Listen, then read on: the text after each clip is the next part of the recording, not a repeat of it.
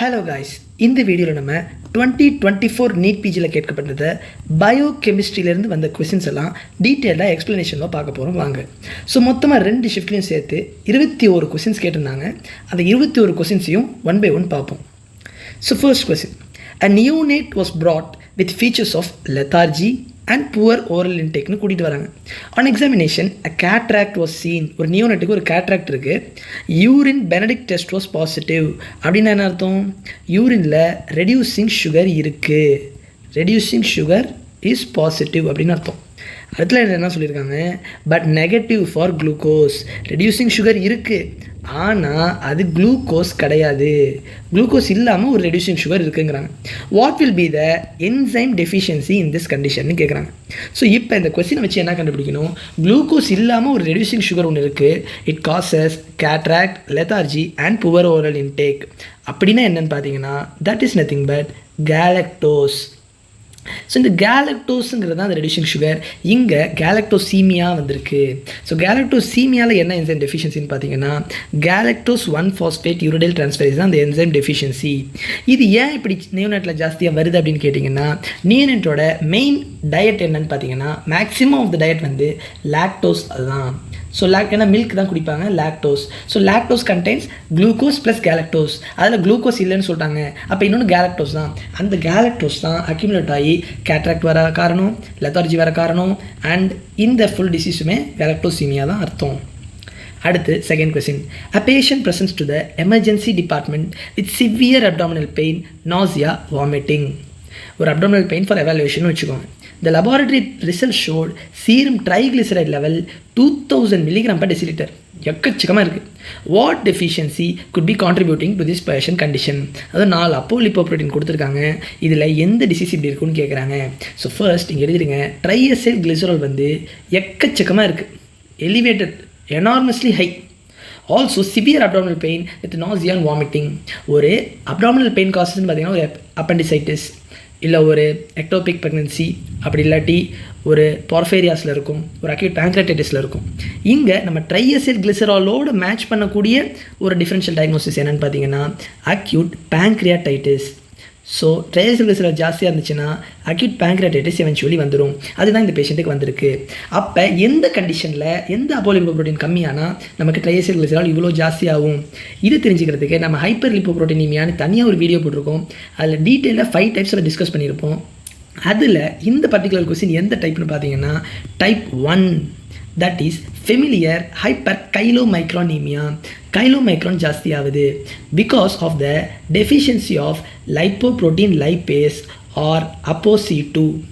இந்த ApoC2 என்ன பண்ணுது? லைப்போப்ரோட்டீன் லைப்பேஸோட ஆக்டிவிட்டியை இன்க்ரீஸ் பண்ணுறது தான் அதோட வேலை, ஸ்டிமுலேட் என்ஹான்ஸ் பண்ணுறது தான் அதோட வேலை. So either apoprotein lipase lipoprotein lipase கம்மியாக இருந்தாலோ இல்லை ApoC2 கம்மியாக இருந்தாலோ இந்த பர்டிகுலர் ஃபெமிலியர் ஹைப்பர் கைலோமைக்ரானீமியா வந்துடும். So the answer is apolipoprotein C2. இந்த கண்டிஷனில் நம்ம ஒரு அக்யூட் பேங்க்ரைட்டிஸ் மெயினாக பார்க்கலாம், தென் ஜாந்தோமாஸ் பார்க்கலாம், அண்ட் ஒரு அத்தெரோஸ்க்ளரோசிஸ், அந்தமாரி எல்லா கண்டிஷனும் கூடவே வந்துடும்.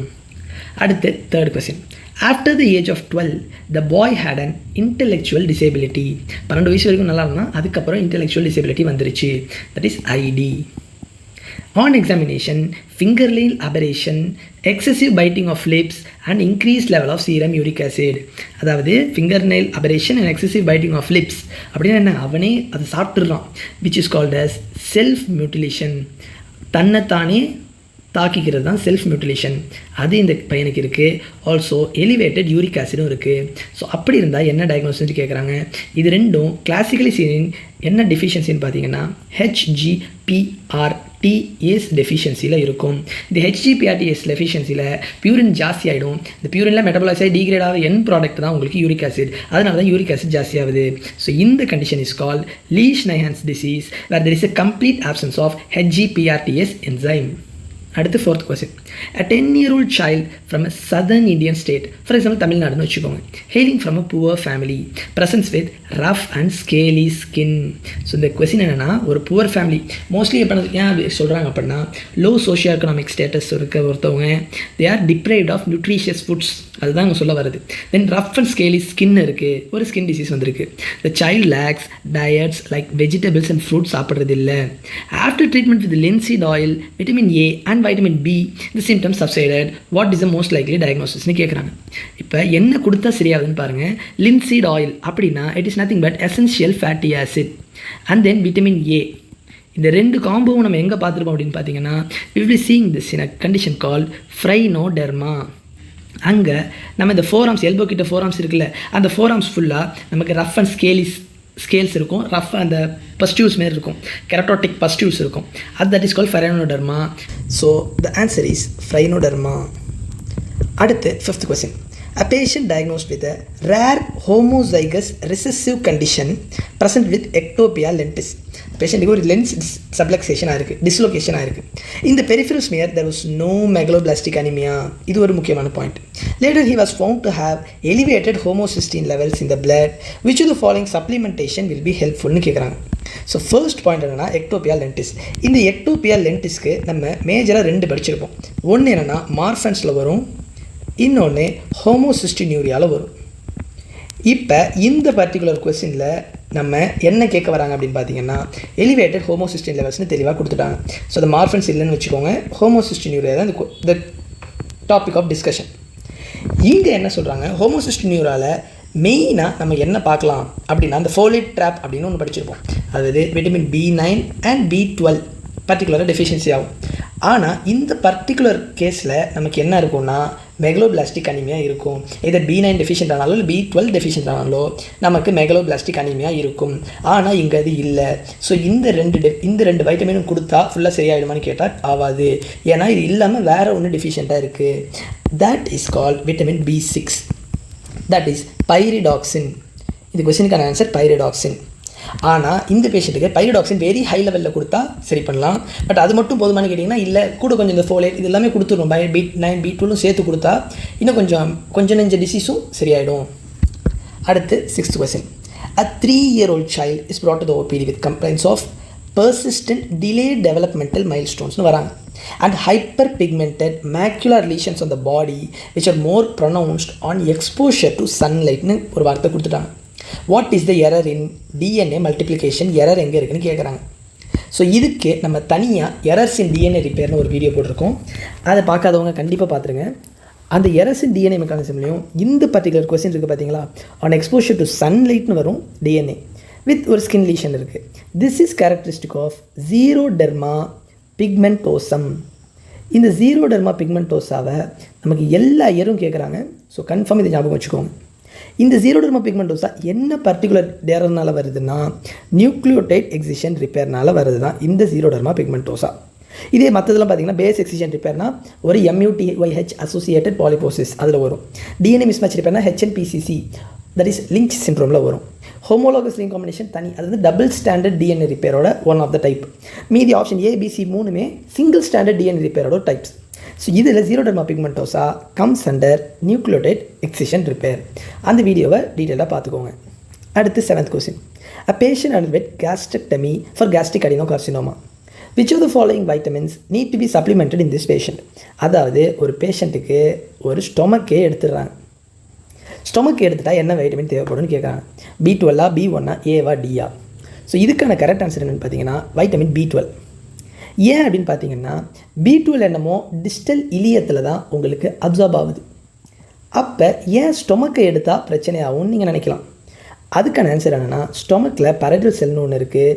It secretes something called as intrinsic factor. இந்த இன்ட்ரின்சிக் ஃபேக்டரோட அந்த விட்டமின் B12 போய் பைண்ட் ஆகிடும். பைண்ட் ஆனால் தான் அது டிஸ்டல் இலியத்தில் போய் அதால் அப்சார்ப் ஆக முடியும். இப்போ நம்ம இந்த ஸ்டொமக்கை எடுத்துட்டோன்னு வச்சுக்கோங்க, இந்த இன்ட்ரின்சிக் ஃபேக்டர் வராது. அப்போ விட்டமின் B12 இன்ட்ரின்சிக் ஃபேக்டரோட பைண்ட் ஆகாமல் இருக்கும். அதனால விட்டமின் B12ஓட டிஸ்டல் இலியத்தில் அதோட absorption will be impaired. So அதுதான் இந்த இடத்துல நம்ம தெரிஞ்சுக்க வேண்டிய விஷயம். அடுத்து 8th question. You receive a text message from your friend John about occupational exposure after he visited his doctor as shown below. What is the test used to diagnose? அதாவது ஒரு மெசேஜ் அனுப்புகிறார் உங்கள் ஃப்ரெண்டு ஜான். என்ன அனுப்புகிறாரு? Hey, I visited the doctor. I understood all the tests done except this one called urine coprophosphorin. What is it for அப்படின்னு கேட்குறாரு. அதாவது இந்த பேஷண்ட்டுக்கு யூரின் காப்பர் பார்ஃபரின் டெஸ்ட் எடுத்திருக்காங்க. என்னன்னு சொல்லி எடுத்திருக்காங்க, ஏதோ ஒரு ஆக்குபேஷனல் எக்ஸ்போஷர் ஏதோ ஒன்று இருக்குன்னு சொல்லி எடுத்திருக்காங்க. ஸோ எந்த பர்டிகுலர் எக்ஸ்போஷருக்கு இந்த டெஸ்ட் எடுப்பாங்கங்கிறது தான் இதோட கேள்வி. ஸோ இந்த யூரின் காப்பர் பார்ஃபரின் இது எந்த டெஸ்ட்டுக்கு எடுப்பாங்க அப்படின்னு பார்த்தீங்கன்னா the answer is lead poisoning. So lead பாய்சனிங்கில் என்ன ஆகும் அப்படின்னு பார்த்தீங்கன்னா lead is a inhibitor of ALA dehydratase and ferrochelatase. இந்த ரெண்டு என்சைமே என்ன பண்ணும், இது இன்ஹிபிட் பண்ணி விட்ரும். இது ரெண்டும் எதில் ஹெல்ப்ஃபுல்லாக இருக்கும் அப்படின்னு பார்த்தீங்கன்னா ஹீம் சிந்தசிஸில் இருக்கக்கூடிய என்சைம்ஸ் இது ரெண்டும். இப்போ இந்த ரெண்டுத்தையும் இன்ஹிபிட் ஆகிடுச்சு அப்படின்னா உங்களுக்கு என்ன ஆகும், யூரின் காப்பர் பார்ஃபரின் அதிகமாகிடும். ஸோ அதை வச்சு கண்டுபிடிச்சிடலாம் நமக்கு லெட் பாய்சனிங் ஒரு லெட் எக்ஸ்போஷர் இருக்குது அப்படின்னு கண்டுபிடிக்கலாம். Just for exposure. வேறு பாய்சனிங் இருக்காங்கன்னா நீங்கள் லெட் லெவல் பார்க்கணும், அது தனித்தனியாக அடுத்தடுத்து போகணும். பட் ஒரு எக்ஸ்போஷர் இருக்கான்னு பார்க்குறதுக்கு ஒரு பெஸ்ட் டெஸ்ட் என்னென்னு கேட்டிங்கன்னா காப்பர் பார்ஃபரின் லெவல் இன் யூரின் பார்க்கலாம். அடுத்து 9th question. Which food item among these is the primary source of thiamine in Indians? அதாவது இந்தமாரி ஒரு தட்டு கொடுத்துட்டான். அந்த தட்டில் என்ன இருக்குது, ஒரு சன்னா மசாலா இருக்குது, கீரை இருக்குது, பருப்பு இருக்குது, தயிர் இருக்குது, ஒரு ஸ்பூன் இருக்குது, கொஞ்சம் ஊறுகாய் இருக்குது, கொஞ்சம் குக்கும்பர் இருக்குது, கொஞ்சம் ரைஸ் இருக்குது, கொஞ்சம் சப்பாத்தி இருக்குது, கொஞ்சம் பச்சை மிளகாய் இருக்குது. இதில் எது ரிச் இன் தைமின்னு கேட்குறான். ஸோ இதுக்கான ஆன்சர் என்னென்னு பார்த்தீங்கன்னா ரைஸ் அண்ட் வீட். இதெல்லாம் இது ரெண்டுமே ஆர் நல்ல ஒரு source for our thiamine. So option 4 rice and wheat is the correct answer. இருக்கிறதுல பெஸ்ட் சோர்ஸ் ஃபார் தைமின் என்ன அப்படின்னு கேட்டிங்கன்னா தட் இஸ் ஜிஞ்சர்லி சீட்ஸ். அதாவது ஜிஞ்சர்லி ஆயில்னு இருக்குல்ல, அந்த ஜிஞ்சர்லி ஆயில் தயாரிக்கப்படுற ஜிஞ்சர்லி சீட்ஸ், அந்த சீட்ஸ் தான் ரிச் சோர்ஸ் ஆஃப் தைமின். அடுத்த 10th question.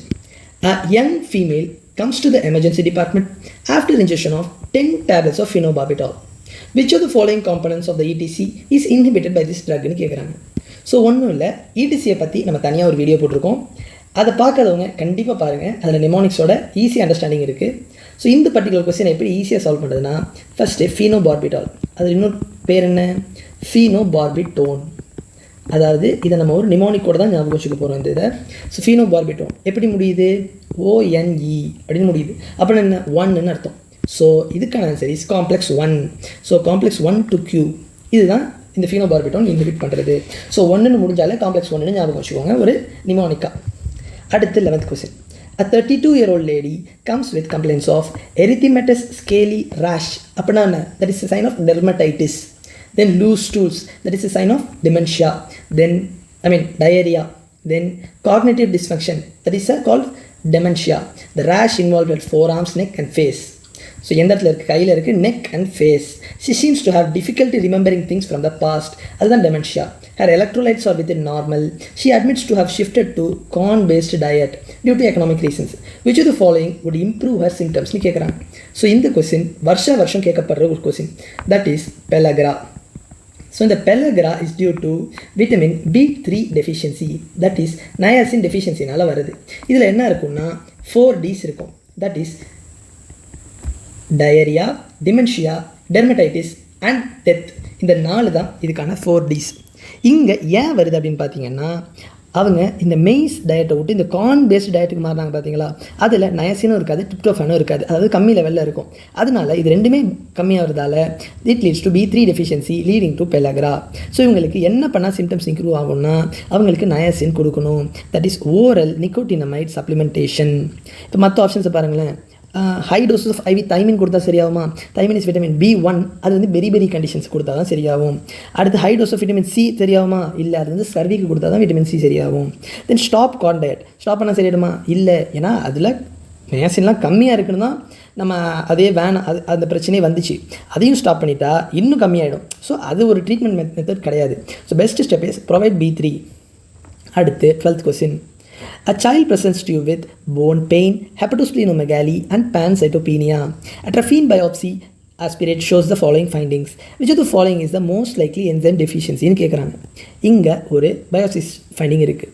அதில் இந்த செல்லை பாருங்கள், இது எப்படி இருக்குன்னா ஒரு டிஷ்யூ பேப்பரை கசக்கி போட்ட மாதிரி இருக்கா, that is crumpled tissue paper appearance. So இது எதில் இருக்கும் அப்படின்னு பார்த்தீங்கன்னா this is seen in Gaucher's disease. So இந்த காச்சஸ் டிசீஸில் உங்களுக்கு இதே தான் இருக்கும், போன் பெயின் இருக்கும், ஹெப்படோஸ்பிளோமெகாலி இருக்கும் அண்ட் பான்சைட்டோபீனியா இருக்கும். This is due to deficiency of glucocerebrosidase. That is beta குளுக்கோசிடேஸ்னு சொல்லுவாங்க. அது பேர் குளுக்கோஸ் செரிப்ரோசிடேஸ். அடுத்து 13th question. A patient with family history of coronary heart disease presents with tendon xanthoma. His lipid profile showed serum LDL to be 280 and serum cholesterol to be 398. What is the likely defect னு கேட்குறாங்க. So இங்கே ஒன்றும் இல்லை, LDL is increased, then cholesterol is increased, அது very increased. இப்போ இதில் associated with tendon xanthoma. நம்ம முன்னாடியே இது ரிலேட்டடாக ஒரு கொஸ்டின் பார்த்தோம் ஹைப்பர் கொலஸ்ட்ராலிமியாவில். இதுவும் அதே சாப்டர்லேருந்து வந்தது தான். அந்த ஹைப்பர் லைப்போப்ரோட்டீனிமியா வீடியோவை கண்டிப்பாக பார்த்துருங்க. So this is type 2. So type 2ல் தான் உங்களுக்கு இந்த டெண்டான் சாந்தோமா வரும். So this is type 2 familial hyper cholesterolemia. அந்த டைப் 2லையுமே ஏபிசி அப்படின்னு 3 டைப் இருக்குது. அதில் A is due to that is LDL receptor defect and type B and C are due to other defects. இந்த particular கொஸ்டினில் நமக்கு ஆப்ஷனில் இருக்கிறது LDL receptor defect. ஸோ அதுதான் இதுக்கான கரெக்ட் ஆன்சர். டைப் 2A அப்படின்னு வச்சு போட்டிருக்காங்க. ஸோ இதேமாரி எல்லா டைப்பையும் படிக்கிறதுக்கு அந்த வீடியோவை கட்டாயம் பாருங்கள். அடுத்து 14th question. A 3-month-old child was brought to the clinic with a history of difficulty in feeding and failure to thrive. On examination, the child is floppy, 48 cm in length and weighs 2.8 kg. There is generalized hypotonia macroglossia and hepatosplenomegaly. The chest X-ray shows massive cardiomegaly. What is the most likely diagnosis? This is a lysosomal storage disease which is characterized by hypotonia and massive cardiomegaly. அப்படினா heart related வந்துச்சுனா that is pump failure னு ஞாபகம் வச்சுக்கோங்க. massive cardiomegaly with hypotonia pump failure is seen in Pompey's disease அப்படின்னு ஒரு shortcut ஞாபகம் வச்சுக்கோங்க. அடுத்து 15th question. A patient presented with multiple yellowish raised plaques on eyelids, xanthomas on the Achilles tendon. What is the likely cause for the patient's presentation? கேட்குறாங்க. இப்போ ஒன்றும் இல்லை, நம்ம ஹைப்பர் லைப்போப்ரோட்டீனிமியான்னு 2 கொஸ்டின் பார்த்துட்டோம். போன வருஷம் 3வது கொஸ்டின் கேட்டிருக்காங்க. இதிலே தெரிஞ்சிடும் உங்களுக்கு அந்த ஒரு வீடியோ, ஒரு 10 minutes வீடியோ எவ்வளோ எஃபெக்டிவாக இருக்கும் அப்படின்னு. ஸோ இங்கேயுமே உங்களுக்கு டெண்டான் xanthoma தான் இருக்குது. ஸோ டெண்டான் xanthoma என்னென்னு பார்த்தோம், நம்ம டைப் 2ல் வரும்னு பார்த்தோம். So type 2 is called familial hypercholesterolemia. Option A is the correct answer. அடுத்து 16th question. A child presented with the OPD with complaints of fever and muscle weakness while exercising. Laboratory investigations found that LCFA oxidation was affected. That is, long chain fatty acid oxidation is affected. A muscle biopsy done revealed the presence of fat vacuoles. What is the probable diagnosis னு கேட்குறாங்க. So ஒன்றும் இல்லை, இது நீங்கள் ஞாபகம் வச்சுக்கோங்க. Fatty acid ஆக்சிஜனேஷனை பற்றி தனியாக நம்ம ஒரு வீடியோ போடுறோம். இதில் நீங்கள் என்ன தெரிஞ்சு வச்சுக்கணுன்னா, லாங் செயின் ஃபேட்டி ஆசிட் ஆக்சிடேஷனும் பிரச்சனையாகுது, அதேமாரி ஃபேட் வேக்யூல்ஸும் வந்து அக்யூமுலேட் ஆகுது. அப்படின்னா that is due to deficiency of carnitine. இந்த கார்னிட்டின் டெஃபிஷியன்சிலாம் கிளாசிக்கலாக இந்த ரெண்டும் இருக்கும். அடுத்து 17th question. A mother came back to see her child suffering from difficulty in breathing. The child had contact with rotatone while trying to bathe their pet. The child was taken to the emergency department and she later then passed away. Inhibition of which of the following enzyme was a likely cause of her death னு கேட்குறாங்க. So இதுவுமே ETC that is electron transport chainலேருந்து வந்த question தான். அதுக்கு நம்ம ஒரு தனி video போட்டிருக்கோம். அந்த ஒரு 15 minutes வீடியோவை பார்த்துருந்தா எவ்வளோ எஃபெக்டிவாக இருந்திருக்கும்னு உங்களுக்கு போன இயர் 2 கொஸ்டின் கேட்டதை வச்சே நீங்கள் யோசிச்சுக்கலாம். இப்போ இங்கே அதேமாரியே நான் சொன்ன நிமோனிக்கா போடுங்க. என்னது? ரோட்டனோன்னு இருக்குது. இப்போ இது எதில் முடியுது அப்படின்னு பார்த்தீங்கன்னா ONE 1ன்னு முடியுது. அப்போ this is complex 1, this inhibits complex 1. இங்கே என்ன காம்ப்ளெக்ஸ் 1 நம்ம முன்னாடி பார்த்த மாரி இல்லை. ஸோ இந்த 4 ஆப்ஷனில் என்ன காம்ப்ளெக்ஸ் 1னா NADH Q oxidoreductase is called complex 1. So complex 1க்கு ஒரு பேர் இருக்குது, 2க்கு ஒரு பேர் இருக்குது, 3க்கு ஒரு பேர் இருக்குது, அண்ட் 4க்கு ஒரு பேர் இருக்குது. அது எல்லாமே டீட்டெயிலாக அந்த வீடியோவில் இருக்குது, பார்த்து தெரிஞ்சுக்கோங்க. அடுத்து 18th question. Which micronutrient is most likely deficient in a patient with radiographic finding given along with anemia, neutropenia and depigmented hair and skin? இப்போ இங்கே என்னென்ன தெரியுதுன்னு பார்த்தீங்கன்னா, ஒரு விம்பர்கர் ரிங் தெரியுது. இங்கே ஒரு ஸ்பர் இருக்குது பார்த்தீங்களா இந்த இடத்துல. திஸ் இஸ் கால் பெல்கன் ஸ்பர்ன்னு சொல்லுவாங்க. பெல்கன் ஸ்பர். இந்த இடத்துல ஒரு ஜோன் மாரி ஒன்று தெரியுது பாருங்கள். தட் இஸ் இந்த இடத்துல ஒரு ஜோன் தெரியுதா? That is call trummerfeld zone. Trummerfeld zone சொல்லுவாங்க. இது வந்து விம்பர்கர் ரிங்குன்னு சொல்லுவாங்க. ஸோ இது எல்லாமே எங்கே இருக்கும் அப்படின்னு பார்த்தீங்கன்னா, ஒரு ஸ்கர்விலையும் நம்ம இதெல்லாம் பார்ப்போம். So scurvy like features associate with anaemia, neutropenia and depigmented hair and skin is seen in Menkes disease. So இந்த மெங்கீஸ் டிசீஸில் காப்பர் நமக்கு பிரச்சனையாக தான் லைசேல் ஆக்சிடேஸில் அந்த காப்பர் பிரச்சனையால் இது எல்லாமே வரும். So the answer is copper. அடுத்து 19th கொஸ்டின். இது given Lineweaver-Burke plot, the blue line represent the action of the enzyme. அதாவது இதை வந்து ப்ளூன்னு வச்சுக்கோங்க, நமக்கு பிளாக்ல இருந்துருக்குங்க. This is blue line represents the action of the enzyme. இதுதான் என்சைமோட original action. And the red line represent the action of the same enzyme in the presence of inhibitor. ஒரு inhibitor போட்டால் லைன் இப்படி மாறிடுது. What is the type of inhibition கேட்குறாங்க. இப்போ இதுதான் நம்மளோட Vmaxன்னு சொல்லுவாங்க, அண்ட் இதுதான் நம்மளோட Kmனு சொல்லுவாங்க. ஸோ Lineweaver-Burke ப்ளாட்டில் நம்ம என்ன பார்ப்போம்னா 1/Vmax and 1/Km தான் ப்ளாட் பண்ணுவோம். இந்த பர்டிகுலர் கேஸில் இனிபிட்டர் இருந்தாலும் சரி இல்லைனாலும் சரி Vmax எப்படி இருக்குது, ஒரே இடத்துல தானே இருக்குது. So Vmax is equal and Km என்ன இருக்குது, இந்த இடத்துல 1/Km வந்து இன்ஹிபிட்டர் வச்சா கம்மியாகுது. ஸோ 1/Km கம்மியாகுதுன்னா Km அதிகமாகுதுன்னு அர்த்தம். ஏன்னா அது இன்வெர்ஸ்லி ப்ரொபோஷனலாக இருக்கா. அப்போ 1/Km கம்மியாகுது அப்படின்னா Km அதிகமாகுது. அப்போ இன்ஹிபிட்டர் வச்சா Km இன்க்ரீசஸ். ஸோ இது ரெண்டும் is a classical feature of competitive inhibition. So competitive inhibition and non competitive இன்ஹிபிஷனுக்கு தனியாக நம்ம ஒரு வீடியோ போடுறோம், அதை பார்த்து டீட்டெயிலாக தெரிஞ்சுக்கோங்க. அடுத்து 20th question. A child presented with recurrent abdominal pain, vomiting and diarrhea followed by ingestion of milk based product. பால் குடிச்சா vomiting, diarrhea, abdominal pain வந்துக்கிட்டே இருக்குது. Which enzyme is likely to be deficient கேட்குறான். So this condition is called lactose intolerance. ஏன்னா பாலில் என்ன இருக்குது, lactose இருக்குது. அப்போ அது ஒத்துக்கலைன்னா அது பேர் தான் லாக்டோஸ் இன்டாலரன்ஸ். அது எந்த என்சைம் டெஃபிஷியன்சியால் வருதுன்னா லாக்டேஸ் டெஃபிஷியன்சியில் வரும்.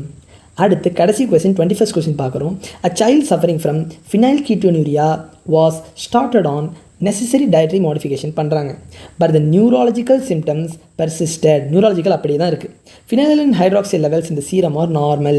Which of the following enzyme is likely to be deficient in this caseன்னு கேட்குறாங்க. ஸோ மொத்தம் நமக்கு phenylketonuria-ல 2 டைப் தெரிஞ்சுக்கணும் நம்ம. First type is classical one, which is due to deficiency of phenylalanine hydroxylase. அதான் நமக்கு கொஸ்டினில் கொடுத்துருக்குது. வேறஸ் இன்னொரு டைப் இருக்குது, that is due to tetrahydrobiopterin 4 synthase deficiency. இப்போ இது ஆனாலும் ஒரு மைனாரிட்டி ஆஃப் த பேஷண்ட்டுக்கு ஃபெனைல்கெட்டோனுரியா வரும். அவங்களுக்கு நீங்கள் என்ன தான் டயட்ரி மாடிஃபிகேஷன் பண்ணாலும் the problem won't get resolve. So அந்தமாரி கேஸில் த ஆப்ஷன் இஸ் டெட்ராஹைட்ரோபயோட்ரின் சின்தேஸ் பிரச்சனை இருக்குது, BH4 சின்தேஸ் டெஃபிஷியன்சி அப்படின்னு அர்த்தம். ஸோ இந்த பர்டிகுலர் வீடியோவில் நம்ம மொத்தம் 21 கொஸ்டின்ஸ் டீட்டெயிலாக எக்ஸ்ப்ளனேஷனாக பார்த்துருக்கோம். இது எல்லாத்தையுமே டீட்டெயிலாக கவர் பண்ணியிருக்கோம். இதுக்கான ரிலேட்டட் பயோகெமிஸ்ட்ரி வீடியோஸும் நம்ம சேனலில் இருக்குது. அண்ட் ஆல்சோ அதர் சப்ஜெக்ட்ஸுக்கும் போட்டிருக்கோம். எல்லாத்தையும் மறக்காமல் பாருங்கள். தேங்க்யூ.